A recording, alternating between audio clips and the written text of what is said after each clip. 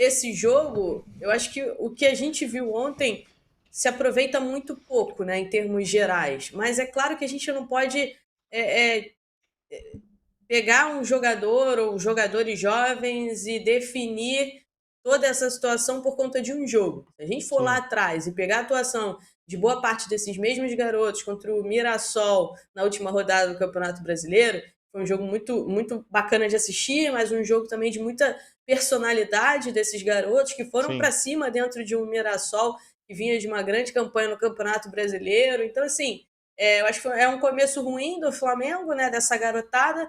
Eu fico triste porque eu sei o quanto é difícil para que eles tenham, principalmente hoje, nesse elenco recheado que o Flamengo tem, eles tenham oportunidades, né? E às vezes, quando tem oportunidade, as coisas não saem exatamente como planejado, faz parte. Eu acho que em alguns momentos eu discordei um pouco da forma como o Pivete colocou a equipe. No último jogo, por exemplo, na estreia, o Papa tá falando ali na estreia, ele praticamente colocou o Iago de centroavante e começou a Sim. cruzar a bola na área, cruzar a bola na área. Ontem, de novo, né? Abusou muito desses cruzamentos na área. Teve um determinado momento do segundo tempo que o Flamengo abriu mão de jogar e só ficou cruzando bola, cruzando bola, cruzando bola, lançando bola, tentando muito essa ligação direta. E eu acho que esse time do Flamengo, a ideia não é essa, né? O projeto da base, com o que o Boto quando chegou, pregou do time sub-20, está jogando mais parecido com o estilo de jogo do Do profissional, né? profissional. Então eu acho que se for para a gente fazer uma avaliação, eu acho que é pegar mais isso do Sim. que atuações individuais em si desses jogadores. E Papa, você acha, na sua visão, tem alguém que talvez tenha se destacado de alguma maneira? Ou foi assim, foram dois jogos ruins realmente que tenha. Não dá pra tirar realmente muito proveito? Não, cara, tem peças ali, Guilherme, Iago, tem jogadores bons, sim. Agora, eu acho que o Flamengo dominou o jogo, tá? O Bangu chegou, pra você ter uma noção, o Bangu chegou ali com dois chutes, por exemplo, fez 2-0. As duas chegadas do Bangu, eles fizeram 2-0. E o Flamengo dominou depois, meteu bola na trave. Eu sinto, óbvio, falta de jogadas ensaiadas, de jogadas. Cara, do Flamengo jogando, como a Raíza falou, mais tentando ser parecido com aquele Flamengo do profissional. É um Flamengo que sai ali de trás jogando, que chama o adversário e fica ali invertendo até encontrar um espaço. E eles estavam muito, foi o que ela falou, querendo explorar chuveirinho, querendo explorar jogada no Iago. Cara, eu sinceramente acho que a gente percebeu até no Carioca passado.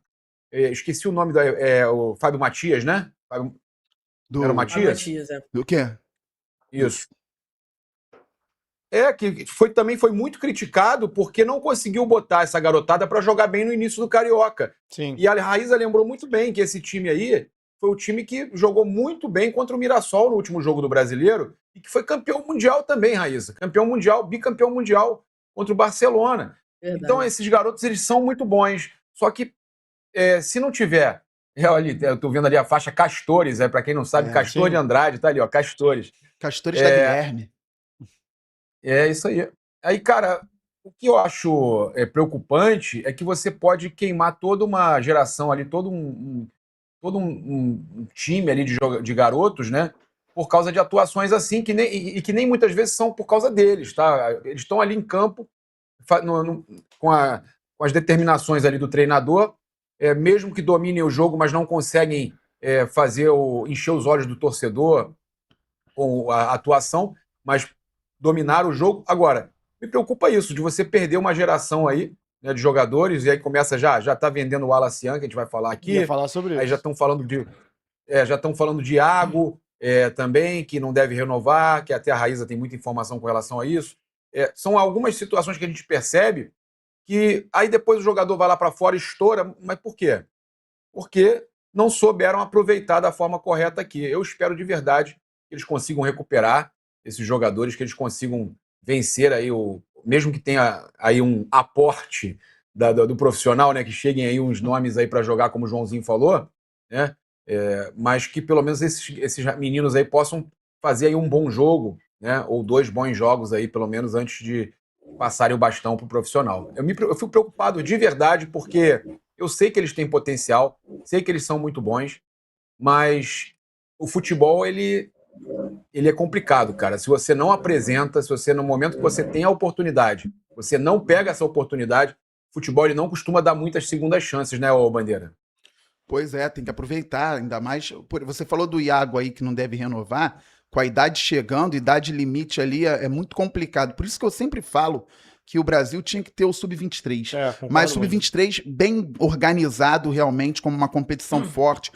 Não sei se com a CBF à frente ou uma liga, porque tem jogador que vai aproveitar a oportunidade com 18 anos, tem jogador que ainda não chegou ao tempo de maturação. É diferente, jogador para jogador. Então, é claro que todos eles têm que aproveitar, só que alguns têm muito potencial, muita qualidade, mas naquele momento não vão conseguir, por vários aspectos. Então, eu sempre falo a respeito disso. Agora, nesse time do Flamengo aí, por mais que tenha empatado o primeiro jogo e perdido ontem, você vê que tem alguns jogadores com qualidade, como vocês já falaram também. É o time que empatou com o Mirassol na última rodada, lá em Mirassol. Por pouco, o Mirassol não teve a primeira derrota e única no Campeonato Brasileiro em casa, né? O Flamengo passou perto de vencer o Mirassol por lá. Então dá para tirar a qualidade, com certeza, não estão no Flamengo à toa. E no jogo de ontem é muito também do que o Papa falou. O Bangu chegou 2 vezes, foi competente, fez 2 gols. Depois o Flamengo teve ali algumas ações na zona ofensiva e quase empatou. Mas no segundo tempo eu vi um Bangu muito organizado sem bola, defensivamente muito organizado, fazendo o Flamengo ficar com essa ideia de cruzamento o tempo todo também. Aí praticamente não teve jogo no segundo tempo. Não é só o jogador, o treinador também tem que organizar ali de uma forma melhor pro time conseguir construir jogadas por dentro. Mas são pontos dificultadores também. Início de temporada, os times menores começam a treinar antes, mesmo com os times grandes colocando jogadores jovens, não colocando os principais atletas, os times menores começam a treinar antes, e isso faz muita diferença. E pelo lado do Bangu também, muito legal, uma grande vitória para cima do Flamengo, a camisa do Flamengo ali, o estádio cheio, com a torcida do Flamengo e a torcida do Bangu também fazendo uma grande festa atrás do gol. Muito legal mesmo a presença. Tem a charanga do Bangu. A charanga do Bangu é tradicionalíssima. A charanga você só ouve, você não vê porque fica aqui do lado da cabine da imprensa. E a torcida ontem ficou atrás do gol. É até uma região que ficava meio morta no estádio e colocaram ontem a torcida do Bangu ali. Ficou bem legal. Aquela Praça da Guilherme ali fora ontem, churrasquinho, deve ter cantado, deve ter sido muito bom. Tu não foi, não? Não fui. Ontem não fui. Tava em live no... Cara, o pior é que eu vi o pessoal resgatando alguns vídeos antigos, já fim dos anos 90, Renato Gaúcho no Bangu, Romário no Flamengo. Pô, o Campeonato Carioca é isso. Eu acho que tem que ter... a parte cultural do jogo, né? Do esporte. De você levar o futebol para esses lugares que tem uma vida, tem uma história no futebol. E Moça Bonita é dessas.